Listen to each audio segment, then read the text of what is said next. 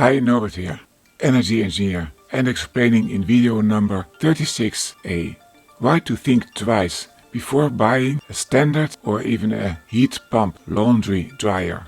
In the cold and humid months of winter, the balcony is not often a good option to dry our clothes, even if we are in Tuscany in Italy. So some machinery is necessary. Well, good news for you. There's another not well-known technology available beyond the standard tumbler dryer, and I have much practical experience with it. While living 5 years in Switzerland on a Swiss farm, I had two options to dry my laundry, all in the same room: a standard drying tumbler or a powerful dehumidifier. The landlords always used the latter of the two. Who knows why?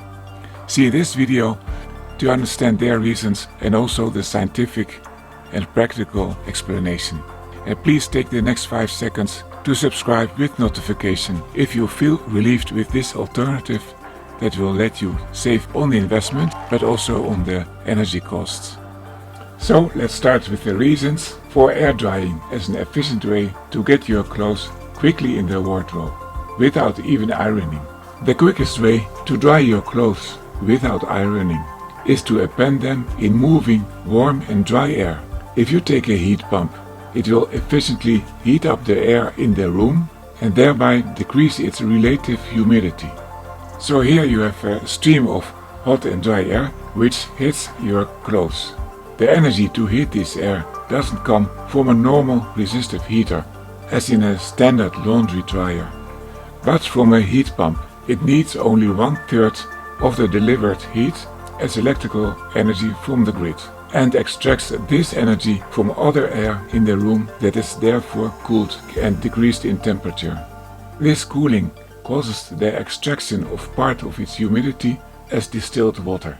So we have two processes that involve two different air streams. The result is that the water in your wet laundry is first lost to the air and then extracted in the tank of distilled water.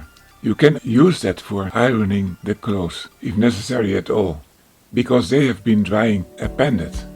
So the advantages of this method are, and I will use sound bullets to mark the different items of the list. The air dryer is about 3 times cheaper than the laundry dryer, especially if that has a heat pump. So that's the energy efficient version.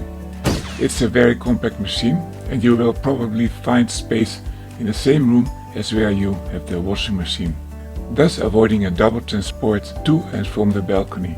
The air drying is done in 2 hours or so, and then it will have consumed 3 times less than the standard dryer. Ask it Google. Standard dryers use around 1,800 to 5,000 watt hours, with 3,000 being the average. You also avoid the risk of tripping the main switch of the house because of too much power consumption when you use this laundry dryer together with other devices in your house. Ironing will be an easy or even unnecessary job because they have been drying while hanging instead of being entangled in each other. You can use the distilled water for ironing or also for cleaning glass or mirrors without leaving traces of calcium. What will you show in the video of Saturday? I will show you how we dry in our washing room with our old mobile airco and dryer. They are the same thing. As I want to help you to find a smaller and efficient machine, I will show you a bestseller on Amazon.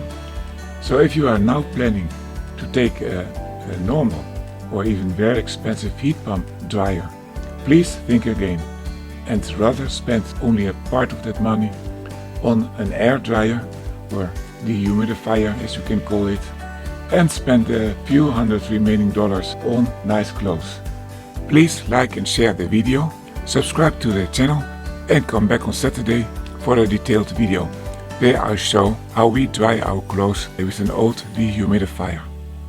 I wish you good energy.